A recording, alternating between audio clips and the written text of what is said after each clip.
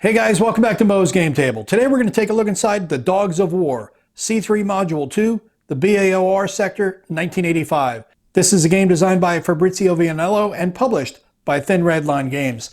This is the second in the planned 5 modules in the C3 series from Thin Red Line Games that Fabrizio's doing. I've already covered the first on the channel. That was for less than 60 miles, and now we're going to be concerning ourselves with the British Army of the Rhine and their defense of West Germany. There is no back-of-the-box text, so I'm just going to give you a rundown of what this is about. At 0400 Zulu time, July 24th, 1985, Warsaw Pact forces cross the inner German border and assault NATO positions in West Germany. The main thrust, formed by 10 Soviet Category 1 divisions, is in the BAOR sector and points directly to the Ruhr area. Taking its roots from SBI's Central Front and NATO Division Commander, the Dogs of War is the second module of the C3 series focused on command, control, and communication. All elements of modern mechanized warfare are covered: chemical and nuclear weapons, attack helicopters, engineers, electronic warfare, counter-battery fire, ribbon bridges, army doctrines, reconnaissance units, close air support coordination, and more. Several typical wargame mechanics have been reinterpreted, and both sides will fight 3 equally dangerous foes: the enemy, their own plan, and time. Even a simple action can quickly turn into a disaster when facing an opponent using more efficiently the real key to victory, the OODA loop, theorized by John Boyd in the early 80s and used today as the basis for several military doctrines. And a rundown for the components: each hex on the map is 5 kilometers. Each turn is 3 hours long. The units are regiment and battalion sized.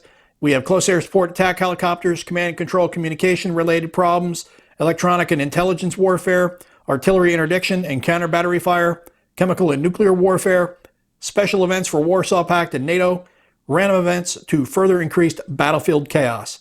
We get a 98 by 55 centimeter matte plasticized map, 1,000 5/8 inch matte plasticized counters, 44 action and event cards, 30-page rulebook, 30-page scenario and designer's notes book, 10-page example of playbook, 2 table booklets, 4 player aid charts, 2 10-sided dice, and a bunch of Ziploc bags. So let's take a look inside and see what you get.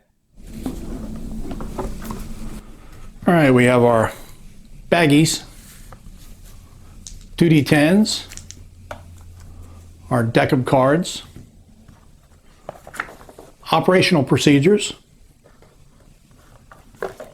scenarios and designer's notes,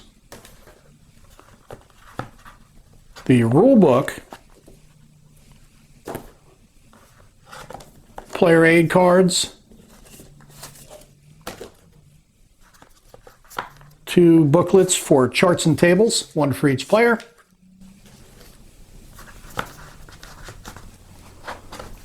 We got 7 counter sheets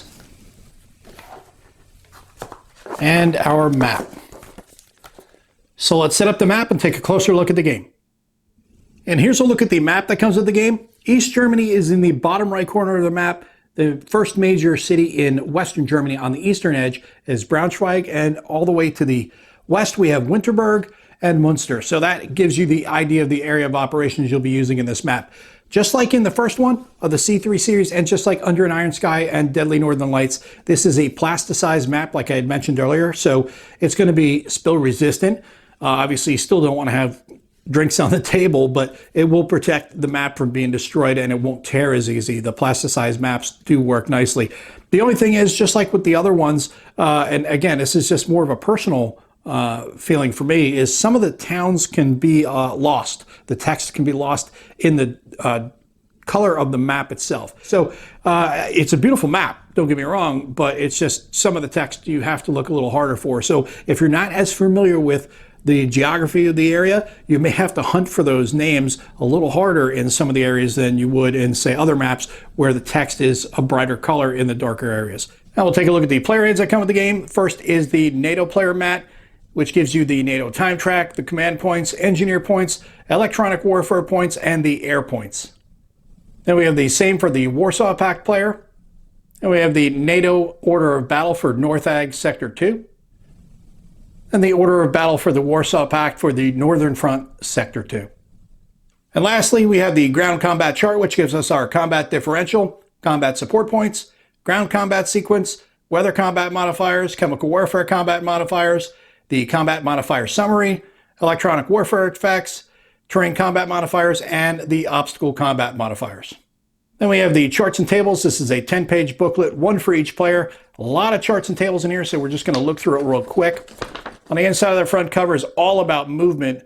You have your terrain types, obstacles, movement costs, force march tables, and so on. Then we get to the second page where we have the postures chart that'll explain to you all the postures you can be in. And posture is really key in this game because if you're in the wrong posture, it's going to hurt you. If you're in the right posture, it's going to help you when it comes to dealing with combat and movement.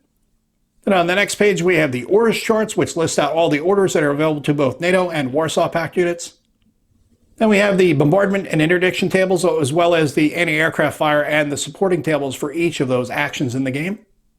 And we have all the tables for ground combat, as well as support for the attacker and defender. And that continues on to the next page where we have the disengagement table, air points table, and the resupply table, as well as the modifiers associated with each. Then we have the electronic warfare, intelligence, and nuclear attack tables. Then we have the counter breakdown table, which explains to you all the admin counters, support counters, and the combat units in the game. Then we have a breakdown of all the abbreviations for both NATO and Warsaw Pact units, as well as an explanation of what the silhouettes are in the game. And lastly, we have the postures flowchart, which will help you understand the different postures in use during the game. Now we'll take a look at a couple of the action and event cards here from the game.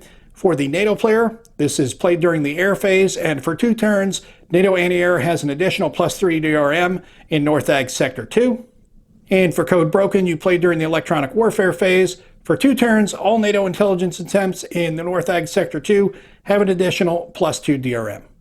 And for the Warsaw Pact player, the Human Intelligence card allows you to place any intelligence +1 marker anywhere in North Ag Sector 2 during the bombardment phase. Then the Air Surge card is played during the air phase, and maximum and current air points for Northern Front Sector 2 are increased by 2. Now we'll take a look at the counters that come with the game. These are beautifully done 5/8" counters, and they are white core with a plasticized coating just like the map. So it's going to help protect them, but at the same time, it helps bring out the colors, I think, a little more nicely, and it really does feel pretty cool. I like the feeling of the counters. Left-hand side, we have UK units. On the right-hand side, we have West German units. And we have some more West German units and Belgian units, as well as support units. And we have our Soviet units. And the last 4 sheets are all admin counters, which will be used to track different aspects of the game. Movement types, posture, nuclear weapons, things like that. And these are all beautifully done counters. And we'll take a look at the rules. This is a 27-page rule book. It is all black and white, no color. The inside of the front cover, we have our table of contents, which will make it easy for you to reference the rule during play. Introduction, overview, game equipment, definition of terms, and then the sequence of play starts here on page 5. Then on page 6, we start off with posture. We have posture changes, order execution, authorized and unauthorized posture changes, and how those are handled. West German mission type orders, transitioning your postures, and then you have additional capabilities and limitations. Then we get into the Warsaw Pact postures and how March assault posture, for example, how that's all handled. Then we get into moving your units and calculating movement costs, road movement, delayed movement, forced march, blocking units, disengagements, river crossings. There are different types. You have hasty and prepared. Then we get to attrition and how you can remove attrition by resupply, resting, removal by refitting, headquarter attrition removal, and then an explanation of your headquarters and command points. Then you get into your orders themselves, formations and attached units, attached headquarters, how to issue and execute your orders, ground combat, different types of attack, retreating before combat, defending units, your combat strengths and modifiers, how you can use adjacent units, combat results, breakthrough, combat support, artillery combat support, helicopter, and air combat support, and how those are handled. Then we get to your air points, CAS areas, bombardments, unit bombardment, bridge bombardment, interdiction, Lars minefields, which is an optional rule, anti-aircraft fire. Then we get detection, SIGINT, which is another optional rule here. Then we have the electronic warfare allocation, deallocation, resolution, effects, intelligence, which is an optional rule, chemical warfare, the different types of agents, nuclear warfare, integrated battlefield, which is also an optional rule. Then you have supply, how you trace your supply, defensive works on how to build them and how to reduce them, bridges, ribbon bridges, panel bridges, reinforcements, and then your territorial forces for West Germany. Then we have the event cards, action cards, independent formations, sappers, airborne troops, and your airdrop procedures. And we are at the back of the rulebook. Next, we have the scenarios and designer's notes. This is a 34-page book, black and white, and on the first page you have the table of contents, so you can easily reference anything you need in the book. We have additional scenario rules, civilian panic, different levels of surprise, strategic surprise, operational surprise, no surprise. Then you have some certain rules for Iron Curtain and for specific units for the West Germans. Then you have geographical objectives, and then we get into the scenarios themselves. First scenario, welcome to Braunschweig, and it gives you the Warsaw Pact forces as well as the NATO forces that are needed for the scenario, as well as any specific scenario rules. Scenario 2, they came before dawn. Scenario 3, give me the night. Scenario 4, Queen's Gambit. Then we get to the first campaign, the River Weser Deep and Wide. You have your order of battle for the Warsaw Pact, as well as your NATO forces. Then you have the scenario rules. Then we get into campaign 2, 1 minute to midnight. Same thing, orders of battle for both your Warsaw Pact and NATO forces. And we get to the designer's notes by Fabrizio Vianello, the designer. And if you've not already seen it, I would recommend checking out on the channel the interview that we did on Whiskey Charlie with Fabrizio and Tony that talked about this series as well as Deadly Northern Lights, Under an Iron Sky, and the upcoming Oil War. It gives you a really good insight into the design aspects of the game that they're using, as well as development and their real-world knowledge of the subject matter itself. Then we get to the developer's notes from Tony, who we were just talking about, and that looks just as detailed as the designer's notes. And the last page gets us the bibliography. And the last booklet is the Operational Procedures book. And this is an 8-page full-color book, and this will give you illustrated examples of play so you can more easily learn the game. And it will give you explanations of movement, tactical movement, deployed movement, how to handle your orders, how to issue them, and like I said, gives you illustrated examples so you can see it for yourself, not just read it, but you can see it in action. How to execute orders, complete an order, authorized posture change, unauthorized posture change, bombardment, ground combat, attack types, defending units, recce and sappers, initial combat differential, combat support assignments, additional combat modifiers, electronic warfare, retreat after combat, combat resolution here, a whole bunch of different things here in this book. And then we finished off with the Warsaw Pact Advance Axis. And that is a look at everything you get inside of the Dogs of War, C3 Module 2, the BAOR Sector, 1985. This is a game designed by Fabrizio Vianello and published by Thin Red Line Games. As you can see, top-notch quality production. I love the plasticized maps, the plasticized counters. It really does add to the counter. They have a really nice feel to them, and they protect the counters, they protect the map. I do like that. That's a really great aspect. The C3 system and the Deadly Northern Lights and Under an Iron Sky, as well as the upcoming Oil War, are two separate game series. This one is much more geared towards command control communication, and that's going to put you squarely in the shoes of a commander on the ground. Not just dealing with fighting your unit, but moving units across the map and getting there in time to be able to intercept and fight with the enemy as well. Moving them, having them in the proper posture to make them get there quick enough and to get there ready to fight.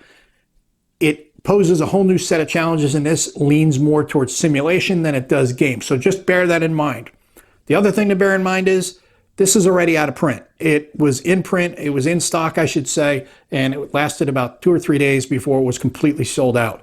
The print runs on these are very small, and when they are announced, definitely get down on the pre-orders.